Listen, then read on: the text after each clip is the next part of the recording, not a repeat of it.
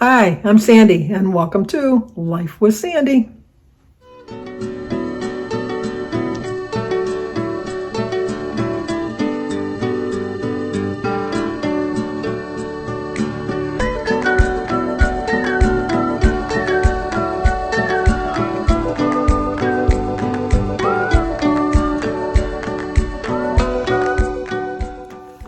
Well, hello. Let me fix myself, get myself presentable.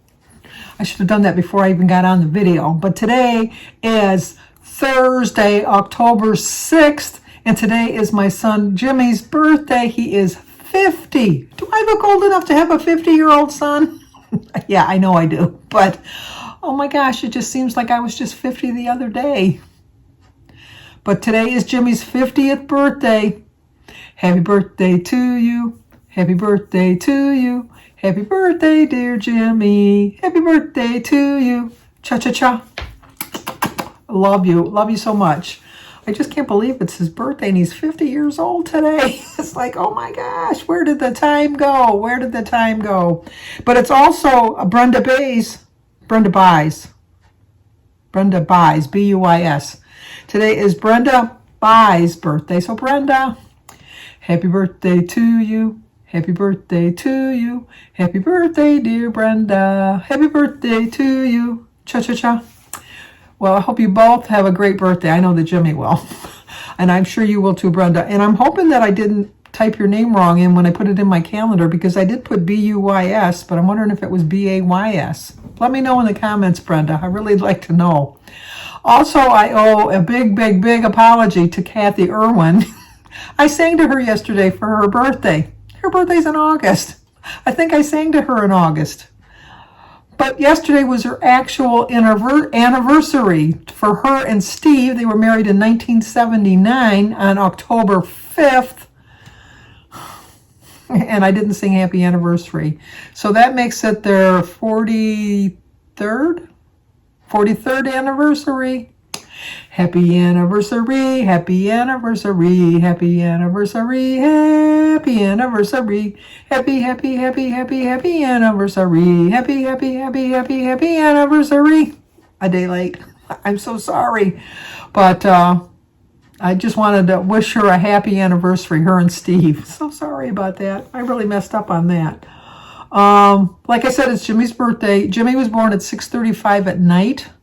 I call my children on the time that they're born. They just know that.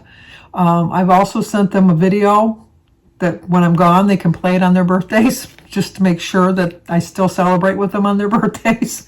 If they keep the video, I don't know if they do or not, but I have sent them all one. But I like to sing to them on the time they were born.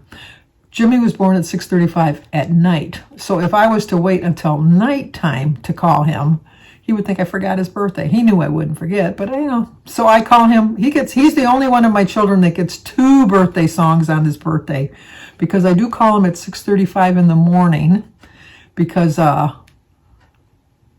it's just, I want to make sure he knows that I didn't forget. And then I call him again at 6:35 at night, which is usually interrupting his dinner or something. But you know what? He interrupted my dinner. I didn't get dinner that night because I woke up at 3 in the morning and my water had broke. And I had called the doctor, and so he had said, well, you know what, just go back to sleep or whatever you can do. Until your pains are like 10 minutes apart, don't worry about it. Okay, so Jim and I changed the bed. I got back in bed, fell sound asleep, and I woke up about 9:30 not feeling good. I got a little bit of cramping going on. Yeah, I was in labor at that point. So I did go to the hospital around noon, and I suffered at the time. I haven't had a convulsion in a long time, but I had convulsions a lot back then. And I know that they were giving me something. I don't know if it was to induce the labor a little bit faster along, or just to sedate me or whatever. And when she was giving it to me, I kept saying, I don't feel right. I think I'm gonna have a convulsion. Oh no, honey, it's just the medicine. You'll be fine. You'll be fine. I go, no, and then I just completely went into a convulsion at that point. And so then, they sedated me, and Jim, I could hear Jim yelling as I was going into unconsciousness, get that nurse out of here, get her out of here, don't let her near my wife. And I just remember that probably around 6, they were waking me up, telling me to push. We want to see that baby's head. We better, and I do swear a lot, and I did swear then too. And I says, if you want to see his head, you better damn well be in that room looking for his head. I remember that I was so out of it. And then my doctor was so funny. He always sang, like there once was a maiden from Nantucket, one of those kind of jokes. He was singing, and he was a hoot. He really was, and he was singing all that. And when Jimmy was coming out, he says, "Oh my gosh, this is a big baby. We probably should have done a C-section." And he said, "But it's too late now. You're having this baby now." And I just remember that when he was coming out, I said, "I don't care what you put on the birth certificate, but you better put at least that he weighed 9 pounds or more," because I bet Jim's brother Tom, because I was very big. I was so big, I used my belly as a shelf. When I would have my meals, I would sit, because Jim and I just either sat in bed, had our dinners, or we watched TV in the chair. We never sat at the table. And so I had a little table. I would put my dish right on my belly. And so I just knew it was going to be a big baby. But so when they were weighing him, I said, "I don't care. It's got to be 9 pounds," because I bet my brother-in-law $5 he was going to weigh more than 9 pounds. And he says, "Well, I think you safely won that bet." Jimmy weighed 10 pounds. He was 21 3/4 inches long, and he weighed 10 pounds. He was a big baby.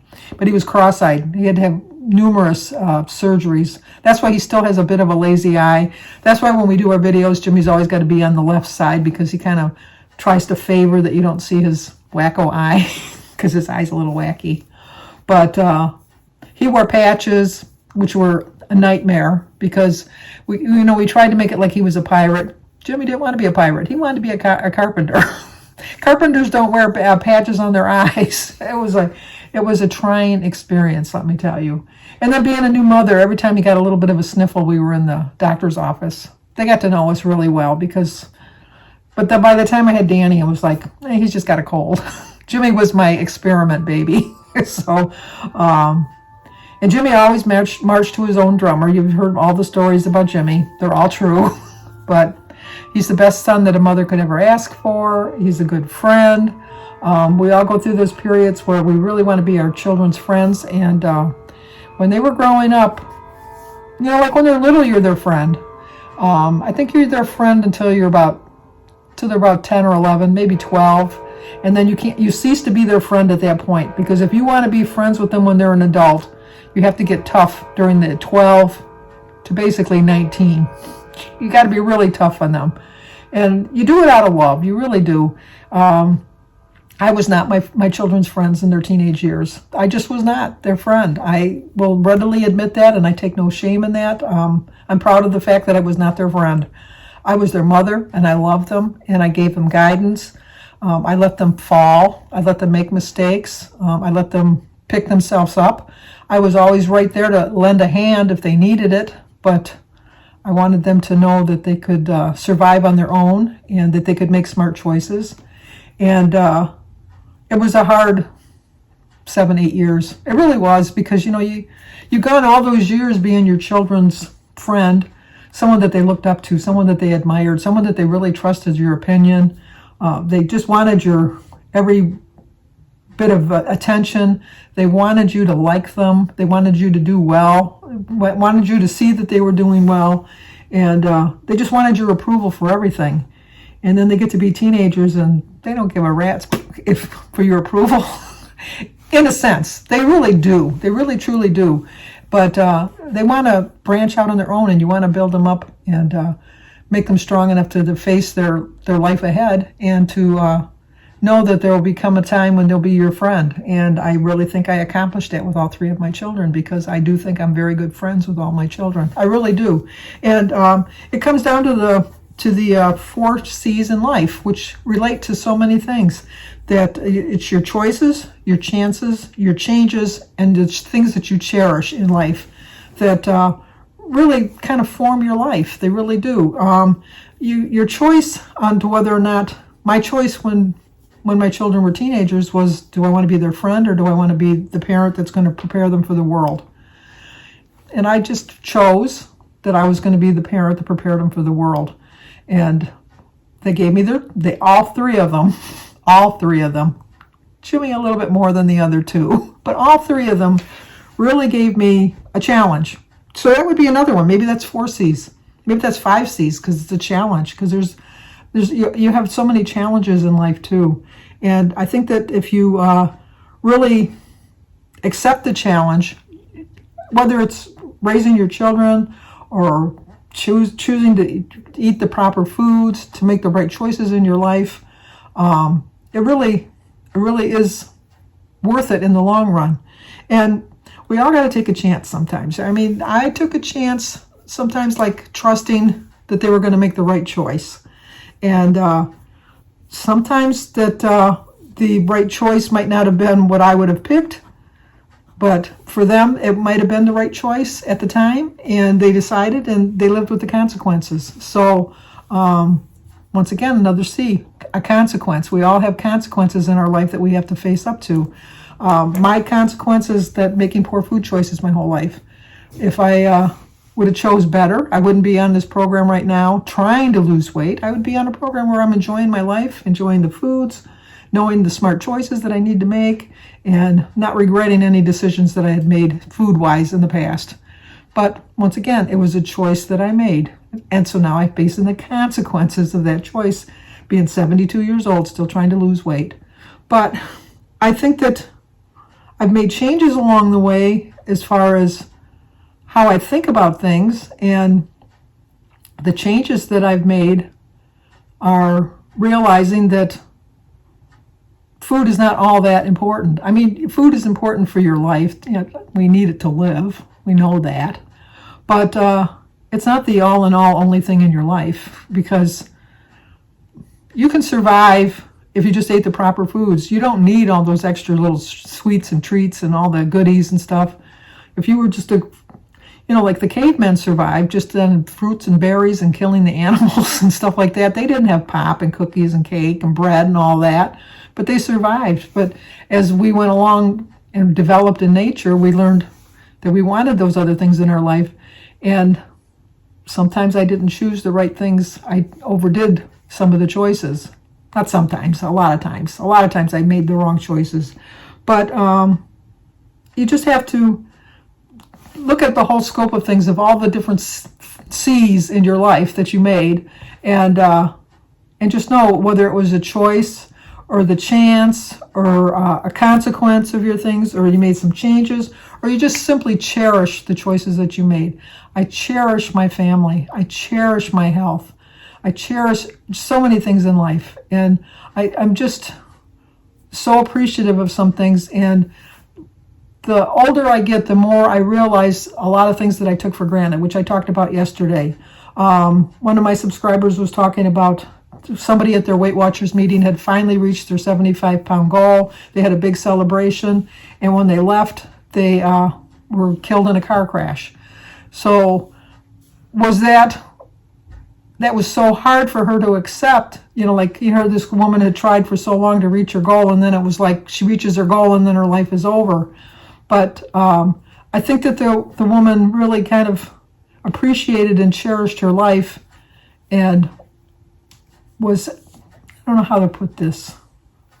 It was just, even though it doesn't seem like she lived long enough to appreciate the fruits of her labor, to really dwell on, oh my gosh, I lost my 75 pounds and this is what it is. And, I got my little medal and now I can just live my life. I'm willing to bet that woman cherished every moment up until that moment that she lost her life, because nobody's trying to do this just to appreciate it for one day. We want to appreciate our whole life leading up to that moment. And maybe that was the pinnacle of her life at that point, getting that award. But you just have to, sometimes I just kind of get lost in my own thoughts. I know where I wanted to go with this, and I'm not making myself clear. I'm just not making myself clear. It's just, I don't think it was in vain that she lost her 75 pounds. I think it was something that she wanted to do and make a change in her life. And everything was just kind of revolved around making a smart decision for her, which makes no sense. I've never said I made sense, did I? I know what I want to say, but it's just not coming out the right way. So hopefully you can interpret what I said. Kind of like when you have a dream and you kind of wonder, what did that dream really mean? Okay, this video, you're going to have to interpret it for me. Tell me what I'm trying to get across because it's lost on me. So if it's lost on me, I'm quite sure it's been lost on you. So, in a nutshell, just cherish everything in your life. Just cherish it at the moment. Appreciate everything that happens to you up until this moment, because up until this moment is the only thing you've been truly guaranteed. So appreciate it and cherish it, and make smart choices, I guess, is the whole thing. But I'm going to end it now because I'm rattling on. 2 days in a row. 2 days in a row I rattled on about stuff I didn't even really know. My bracelets are I just like my bracelets. Someone asked me what the significance of the bracelets. They're Irish bracelets, which is my heritage from my grandparents on my father's side, or my great-grandparents on my father's side were from Ireland, but they're just bracelets that I got at an Irish stop that I liked. So that's why I got it. But am I getting a package? They're backing up into my driveway, or is it because they're just turning around? I think it's because they're just turning around. Yep, they're using my driveway just to turn around. No surprise packages for me. Oh, well. Okay. If you're new to my channel, please subscribe, leave a comment, hit the like button, share if you think somebody might like to see it. Let me know what I was saying, because I don't know. I'll talk to you guys tomorrow.